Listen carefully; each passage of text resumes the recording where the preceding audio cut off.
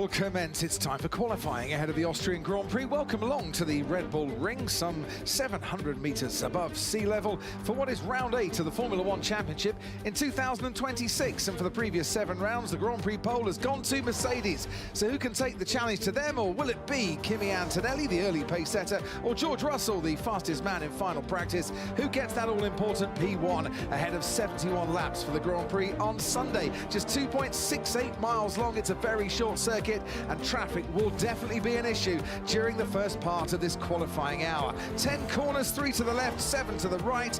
Hot temperatures, somewhere over 50 degrees currently for the tyres to try and keep their cool if they can. C5 softest in the Pirelli range, C4 the medium, C3 the hard. We'll use those for the race tomorrow. If you're camping out, I would imagine it's a bit steamy under the canvas. If you've got a camper van, well, you might be a little cooler. If you're in the grandstands, it is very much short shirt, sleeves, and as much hydration as you possibly can get. Keeping us cool alongside me in the commentary box, Karun Chandok.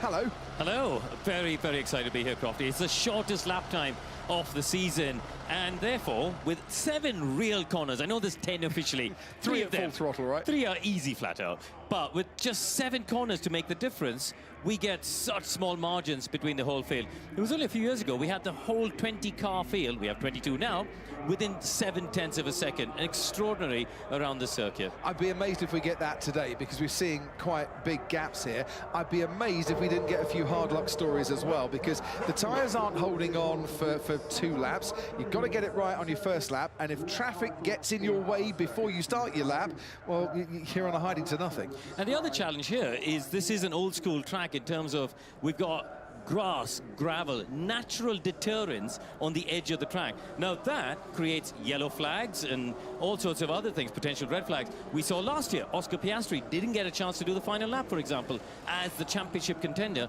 and that cost him in his battle with Lando Norris. So the engineers are going to be in for a very stressful hour of trying to get these laps done on the board. Pierre Gasly was the car spinning in front of him just as he was about to start that final flying lap. So drivers in the cockpit have got to keep their wits about them. On the pit wall, it's going to be a very stressful hour, which is exactly the sort of environment Bernie Collins thrives in. So we've sent her down to the pit lane. Bernie, good afternoon. Good afternoon, Crofty. Good afternoon, everyone at home. What an exciting qualifying session we have ahead. This Q1 session is always frantic around here.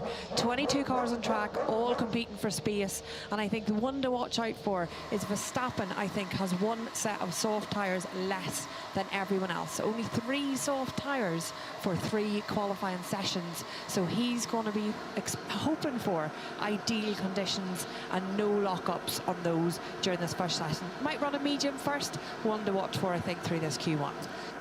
And he might just have the pace to be able to run that medium, but the delta, the difference between the soft and the medium, has been about 7/8 of a second. So the soft tyre does give you a big advantage. Track will ramp up a little bit. Wouldn't be at all surprised if we see a slow build-up towards this first qualifying session. If you are with us for the first time, or you're not quite sure of the rules, we have 22 cars. In the first part of qualifying, 18 minutes. The idea is that we lose the slowest 6, then we go into the next part, Q2 of qualifying. We lose the next slowest 6, and then the final 10 will do battle for pole position, and it all gets underway in 20 seconds time.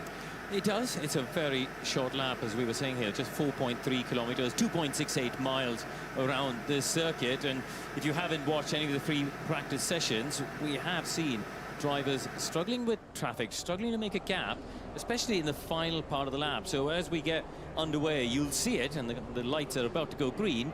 You'll see when the drivers come to those final 2 corners, it's completely blind. You come over a crest of turn 9. Ooh, Valtteri Bottas struggling to pull out of the pit lane. Little more right hand down needed. Didn't have the steering lock to be able to, and luckily the team were on hand to get him out. Sergio Perez is finding exactly the same problem. They've built 4 new garages, haven't they, in this pit lane? They've extended it because we've got that new team. As a result, the Mercedes team, who are second in the championship from last year, are now directly under the podium, and they've got what looks like a little bit more shade actually, and less sun coming into the garage. That could be a bonus for them, certainly for those working in the garages. The number 1 mechanic down at Aston Martin They'll be saying, right, are we clear to go? Is the pit lane okay? And then they'll give the all clear for Lance Stroll and Fernando Alonso to come out. Lance Stroll, who out-qualified Fernando Alonso last time out in Barcelona for what was the first time in Grand Prix qualifying since Silverstone in 2024. Let's see if we get a London bus moment, and after waiting an age for one, two come along all at once. Ted, down to you. Yes, sort of, although that's interesting, as Fernando Alonso just tested his straight line mode, tested his active aero just going out the pit lane. So I hope that's all right, because Aston Martin have got enough to worry about going into this session. We know they're down on power, and that has really been exposed at this engine circuit. It's one of the great engine circuits, along with Silverstone, that we go to in a week's time. And Aston don't expect them to get out of this Q1 session. If they do, it'll be heroics from Fernando or Lance. Williams are ahead of them. Cadillac also will be a challenge for them to get out of this session, but anything, I suppose, is possible. And the Haas drivers haven't been going particularly well, and that's why I think we're seeing Esteban Ocon. He was certainly the first out of the pit lane past me. I think he's the first one you're seeing on track at the moment. He certainly is on the flying lap, Karun. Yeah, Haas started the season very strongly, and, you know, we saw Ali Behrman racking up great points, 5th place in China early on, but it's kind of gone away as other teams have outdeveloped them, and we're very early in this regulation phase, and people are just bringing parts every race, every couple of races, and Haas is slipping backwards. Maybe it's horses for courses, and this Red Bull Ring will be a turnaround in their fortunes. 18 top 6 finishes for the Haas team in their history, 5 of which have come at this very circuit. George Russell is already out as well. George Russell, who forced himself back into the conversation with the late fast lap in FP3. Yeah, he looked 3-4 tenths behind Kimi Antonelli all through that session, and we need to wait and see whether that was George Russell getting himself right up to Kimi Antonelli's pace, or Kimi Antonelli not maximizing his own potential. And you know the good thing about motor racing, Crofty, the result is there on a timesheet in black and white ink, and we will know at the end of the session whether it was Antonelli who in fact under-delivered a bit at the end of practice. Well, here goes George Russell then. Take us through it, Karun. So up to turn 1, Russell was struggling here on the entry with the front of the car sort of pattering a little bit on that curb, and seemed to get a nice run through the corner itself.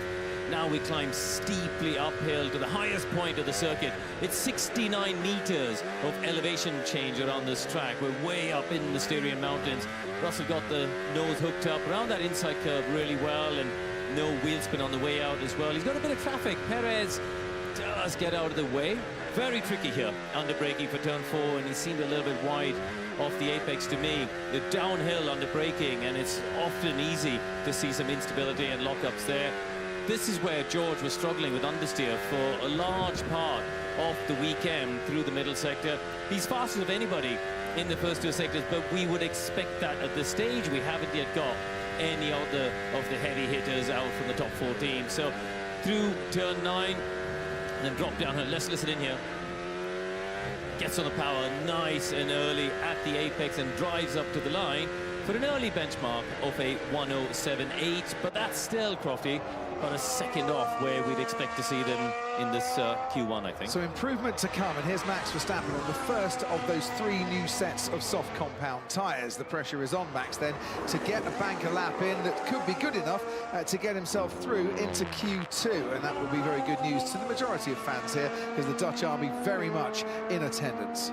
Yeah, I mean, they've gone for that soft tyre, haven't they? Which, you know, we were wondering before the session, would they try a run on mediums, but they opted to go for the set of softs, which, you know, is an interesting choice. I suspect they will carry through a set of softs for, you know, they'll do a second run on it, maybe in Q2 if he gets through comfortably here. But let's first finish this lap, and he's up in Sector 1. 8 consecutive front row starts here at the Red Bull Ring for Max Verstappen, who you might remember crashed out in Q1 in Melbourne. He was out in Q1 in Sao Paulo last year on pure pace, which shouldn't be an issue today.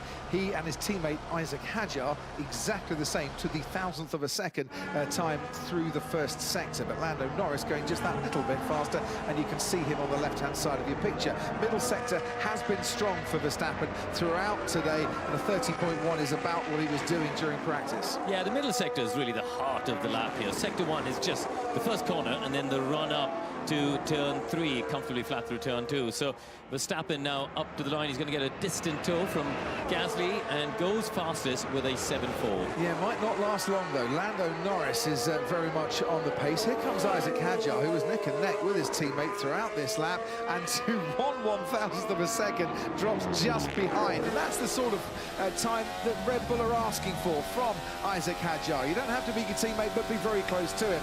Neither Red Bull good enough to dislodge Lando Norris, who goes quickest. Norris, the pole sitter from the Red Bull ring last year. Here's his teammate Oscar Piastri, who's a couple of tenths down and down in 4th place. Meanwhile, upgraded engine and fuel for Ferrari for this weekend, taking advantage of those upgrade opportunities, not giving Charles Leclerc the time he would have wanted on that lap, but his teammates faster, and Lewis Hamilton goes second behind Lando Norris, separated by 3/100ths of a second. So George Russell's time, we wondered how good that 1:07.8 was, currently leaves him down in 7th place. Kimi Antonelli is on an outlap currently, with Verstappen, I'm saying, just a bit too much understeer as Gasly goes 8th fastest. Yeah, it's the two Alpines coming through. Colapinto, he's been on a good run, I think, in qualifying this season as well. He's been nip and tuck with Gasly in recent races, and once again ends up just a place behind. But here comes the man that many of us think is the favourite, and in Sector 1 so far, Crofty, a little bit down on Lewis Hamilton's time. But Sector 1, as I said, they're all doing pretty much 16.6, 16.7. This is where we're starting to see the differences. He was a bit wide on that curve coming out of 4, but still got hard on the throttle. Does the nose go in? Get to that inside curve. We cut away annoyingly just at that point. But look at the judgment on that exit. Absolutely millimetre perfect from Kimi Antonelli. Yeah. Bit of dust from the breeze that goes past, but not touching the gravel and getting as wide as he possibly could through 6 and 7. Down to the final corner, compression for Kimi Antonelli on the power, active aero, dumping the drag, and he goes quickest by just under 0.2 of a second. You get the feeling that Kimi Antonelli is in the mood to make up for Barcelona. Yeah, 4 different teams in the top 4. This is what we like to see in Formula 1. So Verstappen talking about a bit of understeer, so we'll see if they do choose to do another run. I'd be surprised, given the fact, as Bernie said, he's only got 3 sets of soft tyres. I'd be surprised if they feel vulnerable. Hadjar, I have to say, is doing a fantastic job. On average, you know, I love my numbers, as you know, and I was looking at the average qualifying across the season of all the sessions where neither drivers had an issue or a problem at Red Bull, and he's only 0.12 off max on average. We have not said that for the previous 3 teammates that Verstappen has had, and I think that's a real credit to Isaac Hadjar and the job he's doing. Just to put that into context, 50 Grand Prix now since any driver other than Max Verstappen has finished on the podium for Red Bull. Now that stat wouldn't count if the Monaco result had stood, but as you might have seen earlier, Pierre Gasly has got his trophy after Alpine won their appeal.